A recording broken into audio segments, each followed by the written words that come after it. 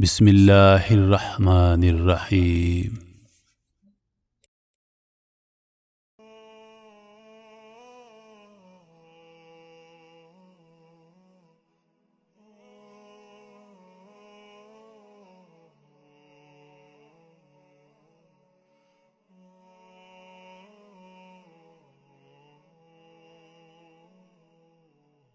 السلام علیکم خواتین و حضرات، میں ہوں روہیل خان اور آپ دیکھ رہے ہیں روہیل وائس چینل۔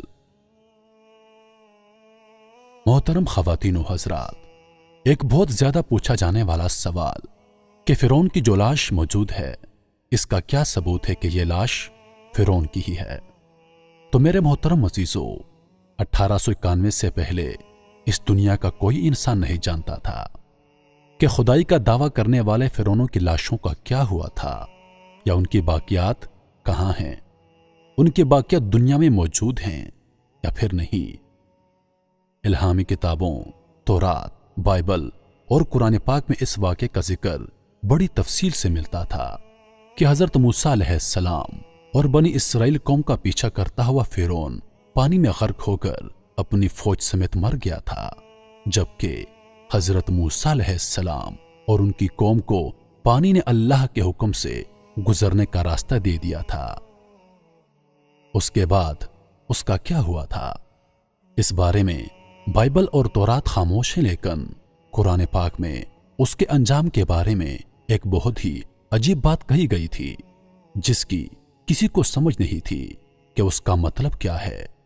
خود مسلمان بھی اس بات کو پڑھ کر آگے گزر جایا کرتے تھے، یہ سمجھے بغیر کس بات کا اشارہ کس جانب ہے۔ سورہ یونس میں فرعون کے مرنے کے بعد اس کا انجام کچھ اس طرح فرمایا گیا تھا: بس ہم تیرے بدن کو سمندر سے نکال کر محفوظ کر لیں گے تاکہ تو بعد میں آنے والوں کے لیے عبرت بن جائے۔ یہ واقعہ آج سے 3500 سال پہلے پیش آیا تھا۔ فرعون کے ڈوب مرنے کے بعد سمندر نے اس کی لاش کو اللہ کے حکم سے باہر پھینک دیا تھا، جبکہ باقی لشکر کا کوئی نام و نشان نہ رہا۔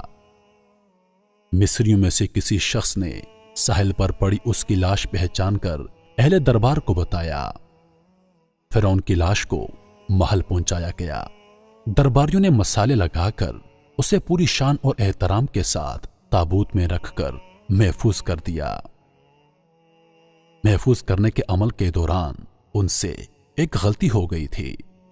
فرعون کیونکہ سمندر میں ڈوب کر مرا تھا اور مرنے کے بعد کچھ عرصہ تک پانی میں رہنے کی وجہ سے اس کے جسم پر سمندری نمکیات کی ایک تہ جمی ہوئی تھی۔ مصریوں نے اس کی لاش پر نمکیات کی وہ تہ اس طرح رہنے دی اور اس کی لاش کو اسی طرح محفوظ کر دیا۔ وقت گزرتا رہا، زمین و آسمان نے بہت سے انقلاب دیکھے جن کی گرد کے نیچے سب کچھ چھپ گیا، حتیٰ کہ فرعون کی محفوظ شدہ لاشیں بھی زمین کی تہوں میں چھپ گئیں۔ ان کے نام صرف کتابوں، ان کی تعمیرات اور لوگوں کے ذہنوں میں رہ گئے۔ اس واقعے کے 2000 سال بعد اس دنیا میں اللہ کے آخری نبی حضرت محمد مصطفیٰ صلی اللہ علیہ وآلہ وسلم تشریف لائے۔ ان پر نازل ہونے والی آخری کتاب میں فرعونوں کے قصے بڑی تفصیل کے ساتھ بیان کیے گئے تھے، اور اسی سلسلے میں اس فرعون کا جسم محفوظ کرنے کی آیت بھی نازل ہوئی تھی، جس کی سچائی پر سب اہل ایمان کا پختہ یقین تو تھا ہی، لیکن وہ سمجھنے سے قاصر تھے کہ اس خدائی کا دعویٰ کرنے والے کی لاش کہاں محفوظ کی گئی اور کیسے اسے عبرت کا نشان بنایا جائے گا۔ 1871 میں مصر کے ایک شہر الغورنیہ سے تعلق رکھنے والے غریب اور معمولی چور احمد عبد الرسول کو فرعونوں کی محفوظ شدہ لاشوں کی طرف جانے والے خفیہ راستے تک رسائی مل گئی۔ احمد عبد الرسول سونا چوری کر کے بیچا کرتا تھا۔ ایک دن وہ دریائے نیل کے کنارے کے قریب تبیسا کے مقام پر اسی سلسلے میں پھر رہا تھا جب اسے ایک خفیہ راستے کا پتہ چلا۔ وہ سونا چوری کرنے کے لیے جگہ کھود رہا تھا کہ اسی دوران اسے کچھ لوگوں نے پکڑ لیا और पुलिस के हवाले कर दिया। वो जिस जगह को खोद रहा था वहां से मिलने वाले रास्ते की जानब जब मुसलसल खुदाई की गई तो 1891 को दूसरी मम्मियों के साथ इसी गर्क होने वाले फिरौन की लाश भी मिल गई। इसके कफन पर सीने के मुकाम पर उसका नाम लिखा हुआ था।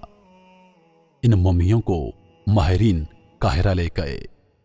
जब उन मम्मियों का तफसील से जायजा लिया गया तो फिरौन वाली मम्मी पर जमी नमकियात की वजह से तस्दीक हो गई कि यह वही फिरौन है जिसे अल्लाह ने पानी में गर्क करके बदतरीन अंजाम से हमकनार किया था।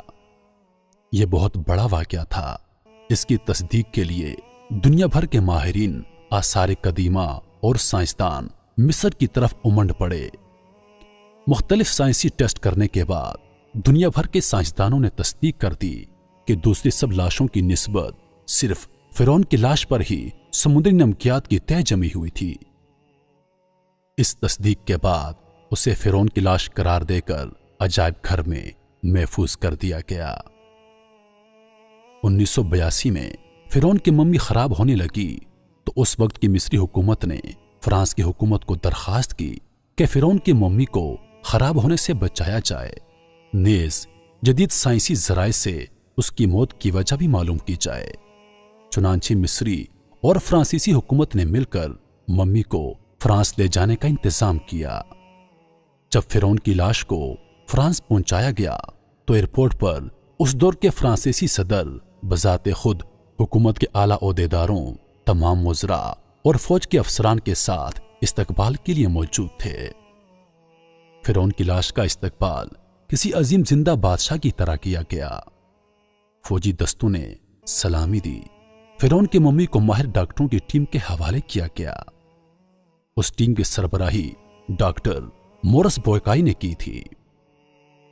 माइक्रोस्कोपिक टेस्टों के जरिए मम्मी के तमाम अज़ा का बारीक बीनी से जायजा लिया गया तो मालूम हुआ कि इसकी लाश और जिस्म में समुद्री ज़रात अभी तक मौजूद हैं और मौत की वजह भी पानी में डूबने की वजह से हुई थी।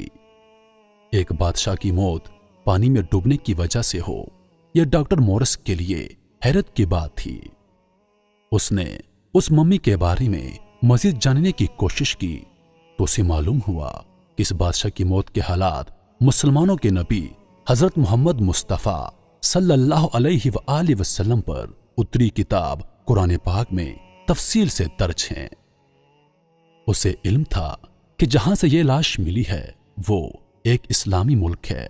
चुनांचे तजस्सुस के हाथों मजबूर होकर वो मिस्र पहुंचा। वो एक साइंसदान था। उसने इस मामले में मिस्र के एक साइंसदान से मुलाकात की। उस साइंसदान ने कुरान पाक खोलकर उसे सूरह यूनुस की आयत 90 से लेकर 92 तक का तर्जुमा लफ्ज बलफ्ज सुनाया। फिरौन का खुदाई का दावा, उसका पानी में डूबकर मरना और फिर पानी से निकालकर उसकी लाश का महफूज हो जाना और फिर दोबारा लाश का मिलना और फिर उसकी लाश को जदीद साइंसी दौर में दोबारा महफूज किया जाना, सबका इशारा एक जानब था और बहुत वाज़ेह था कि तुझे बाद में आने वालों के लिए इबरत का निशान बना दूंगा। फिरौन की लाश ऐसे महफूज करके दुनिया के सामने ला कर रख दी गई है कि इंटरनेट के एक क्लिक पर टीवी चैनल्स पर और अजायब घर में अरबों इंसानों की आंखों के सामने काबिल तरस हालत में मौजूद है। इबरत के लिए, सोचने के लिए, इबादत के लायक और हमेशा रहने वाला वही है जो सबका खालिक और राज़िक है। डॉक्टर मोरस ने आयत का तर्जुमा सुना तो उसी वक्त पुकार उठा, अल्लाह सच्चा है, कुरान सच्चा है और अल्लाह का नबी हजरत मोहम्मद मुस्तफ़ा सल्लल्लाहु अलैहि वआलिहि वसल्लम सच्चा है। कलमा पढ़ा और डॉक्टर मोरस मुसलमान हो गया। मोहतरम ख़वातीन व हज़रात, उम्मीद करता हूं कि वीडियो आप लोगों को पसंद आई होगी। मज़ीद ऐसी वीडियोस देखने के लिए हमारे चैनल को सब्सक्राइब करें और दिन की ताज़ा तरीन अपडेट्स के लिए चैनल पर मौजूद घंटी के बटन को दबा दें ताकि हमारी हर नई आने वाली वीडियो सबसे पहले आप तक पहुंचे। रोहेल खान को दीजिए इजाजत, इस उम्मीद के साथ کہ اگلی بار ایک اور ویڈیو لے کر آپ کی خدمت میں حاضر ہوں گا۔ تب تک کے لیے خدا حافظ۔ اللہ پاک آپ سب کا حافظ و نگہبان۔ وعلیکم السلام۔